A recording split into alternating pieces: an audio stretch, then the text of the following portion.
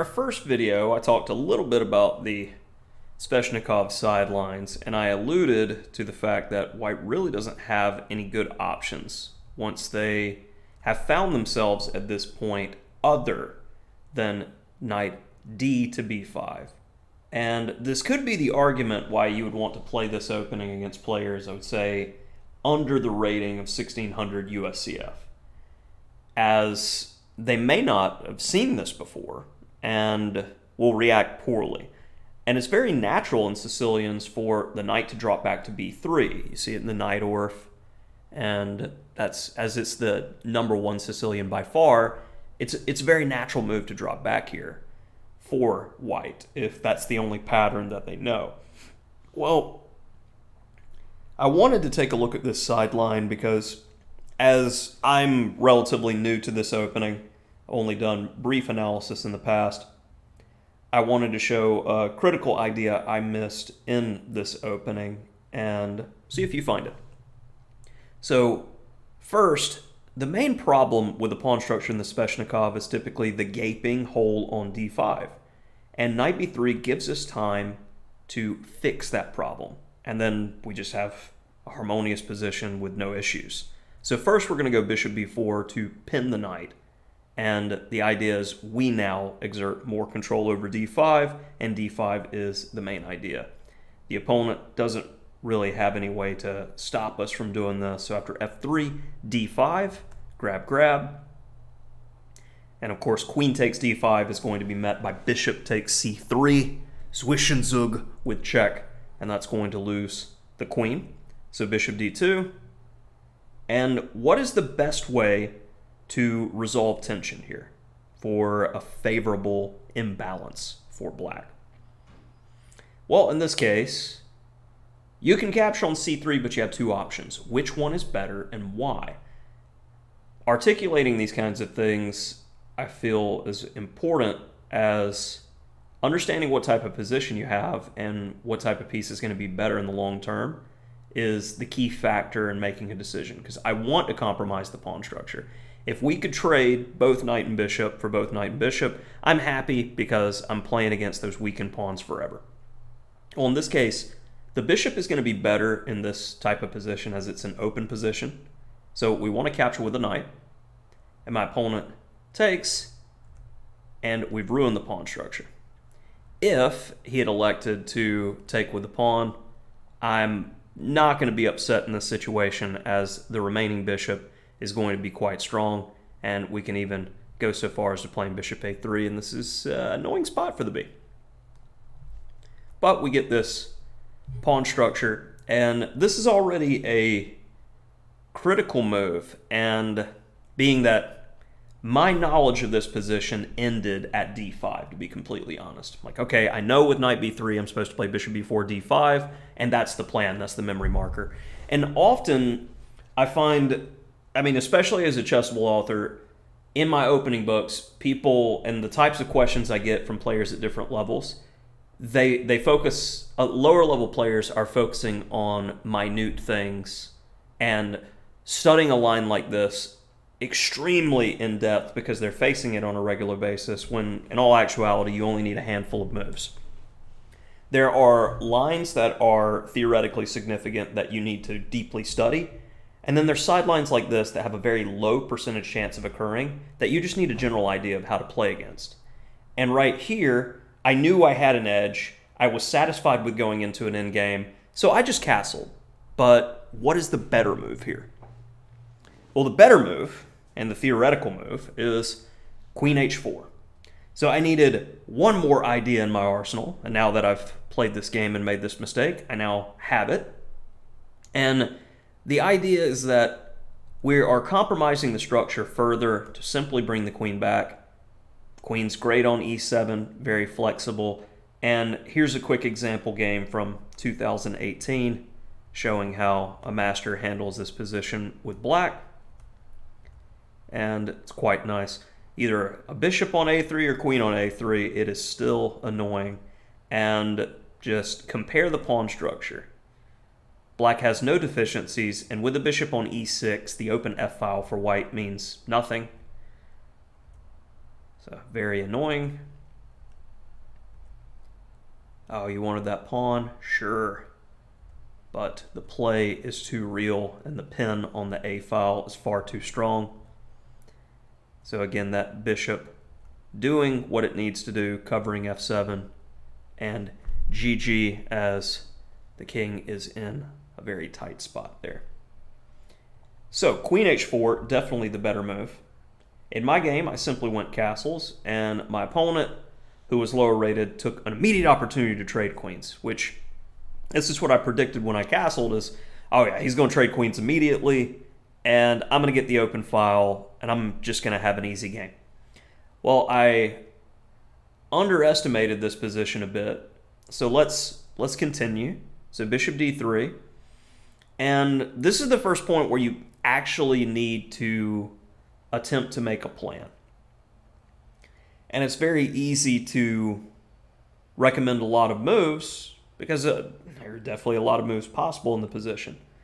Like bishop e6 seems natural, it's just easy development, but then say something like knight c5 is encouraging the knight to come in with tempo. I don't want him to take the bishop. So one idea that came to mind was definitely the immediate b6, which could limit the forward squares of the knight on b3. But the issue with the immediate b6 is, what about bishop e4 and the pin on the knight? I want to leave my options open to make sure that my opponent doesn't have the option to trade the minor piece that he may or may not want to keep.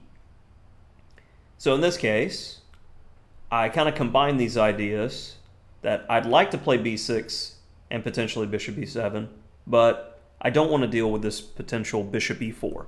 So I go knight e7, just flexible, leaving my options open, and I may be able to go knight d5.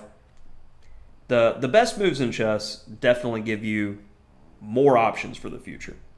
So after castle queenside, I don't want to deal with this potential discovery where I'll lose the exchange. So I go bishop f5. You go, well, sir, if you just want to trade everything, I've got the superior pawn structure, and I definitely want to get the bishop out of the way so I can start pressuring the weak doubled pawn. My opponent stays solid, and I go, okay, I'm going to keep your knight really silly. He doesn't have any good squares. And it was around here I realized that, well, how can I exert any more pressure? Well, I can just sit and do nothing.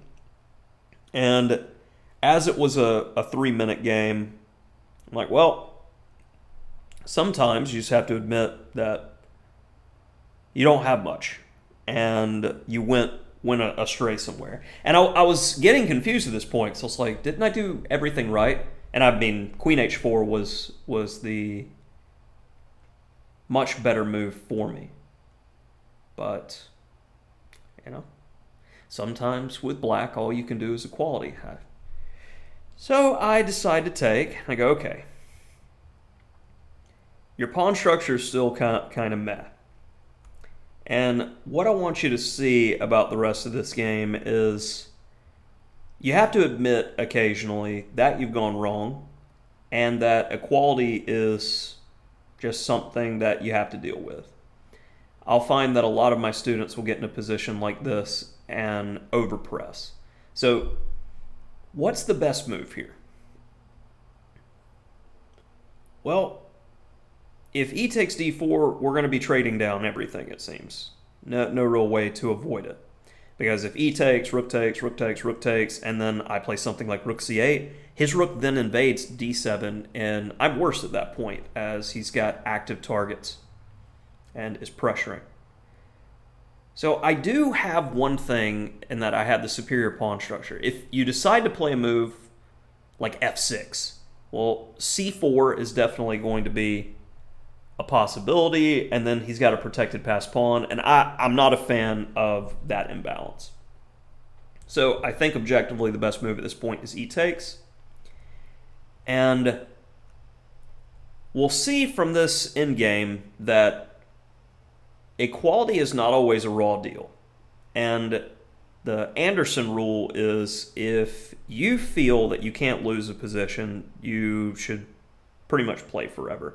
An extension to that is Perspective on Draw Offers by Kasparov is the only time you should offer a draw is when you have an advantage but you do not feel it's enough to convert. Otherwise, the perception is that someone is begging for a draw. And it was around this time period my opponent, I believe, offered a draw. And I'm like, nah, I have the superior pawn structure. And with best play, yeah, it's a draw. Yeah, no problem. But I want you to see how quickly. And this player is around 2,200 in Lichess, which I would equate to, depending upon the person, 1,600 or 1,700 US chess. How quickly they fall apart in this equal ending. So I need to get my king into the game because it's an endgame. So let's go ahead and start moseying over. I'm not in a hurry to push pawns. I want to see if my opponent will create any pawn weaknesses for me. He goes king c2. All right, let's keep the king march coming in. And now knight b5.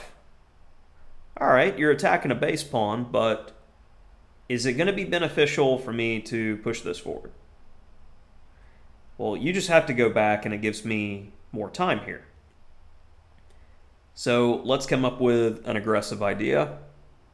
Well, I'm just going to go knight d5 with the immediate threat of knight f4 check, where I'll hit the king and pawn. What white should be doing here is reacting. g3, I'm just going to stop your counterplay. I have the slightly worse pawn structure as the pawns are disconnected on a2 and c3. I'm just going to hunker down and not do anything. But the need to do something active is, I think, one of the key mistakes that players under 1,800 make in these types of positions. So g6, I'm going to do the same thing. Optimize the king position, stop you from coming in, stop you from coming in. And after knight f6, there's definitely still moves that can be played, but with the kings having opposition, the knights are basically just dancing, and you're looking, fishing for a mistake that probably isn't going to come. Don't make any unnecessary moves here, and you're completely fine. In the game, though, my opponent plays king c4, a quick move, attacking the knight, and we go from 0.00 to a winning position for black. I'd probably say ballpark, black is +3 here. Grab that one, and then we want clinical efficiency here. So knight f4. My idea is, oh, you wanted to play c5. So when I move the pawn, you could potentially have a protected passed pawn. So I come back to f4 to go, okay, you only have one plan here. You're either going to go for a4, a5, or c5. So knight f4 stops that idea. And mistakes can definitely clump together if a player loses objectivity after they've made one. Now, with no counterplay, it's going to get worse. f4. All right, knight e6. Well, this is a completely winning king and pawn in game if you trade down. I am forcing matters to end the game as quickly as possible. My opponent plays f5, and then after king d6, with pawn majorities on both sides, my opponent resigns. And it was interesting to me a few points. One, the mistake that I made in the opening, queen h4 was much better. And then two, endgames are so neglected. The study of endgames is mostly for, I would say, players under 1,600, under 1,800 even. Is, okay, I'm going to pick up an endgame book, like 100 endgames you must know, or Silman's complete endgame course, but they don't have any practical experience actually playing the endgames. And I would say the best way, and the way that I train a number of my students, is to put them in equal positions and to just try to get them to hold. And you learn how to keep tension that way, and you learn patience in many regards. That's why I did the series a while back on Silman's complete endgame course. I really love the master chapter, the concept of cat and mouse, as that really helped me in my development as a chess player, and is something I recommend all chess players to be aware of. As patience in endgames can definitely win games when your opponent's teetering on the edge of the cliff, or hold games when, you know, it just teaches you to hold back. So that's going to do it for this one. hopefully you're enjoying the series.